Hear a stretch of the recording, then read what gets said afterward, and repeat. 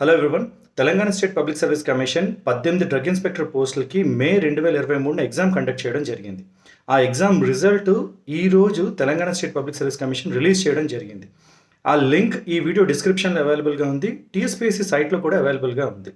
నా లిస్ట్ ఎలా ఇచ్చారంటే మెరిట్ వైజ్గా టాప్ మార్క్స్ నుంచి లాస్ట్ మార్క్స్ వరకు అందరి hall ticket numbers, gender, reservation అదే కమ్యూనిటీ ఏంటి, మార్క్స్ ఎన్నో ఇవ్వడం జరిగింది. సెలక్షన్ ప్రాసెస్ ఎలా ఉంటుంది అంటే టాప్లో మెరిట్లో ఉన్న వాళ్ళందరినీ ఓపెన్ కేటగిరీలో వాళ్ళకి పోస్టులు ఇవ్వడం జరుగుతుంది. రిజర్వేషన్తో సంబంధం లేకుండా మెరిట్ బట్టి ఫస్ట్ ఓపెన్లో ఇవ్వడం జరుగుతుంది.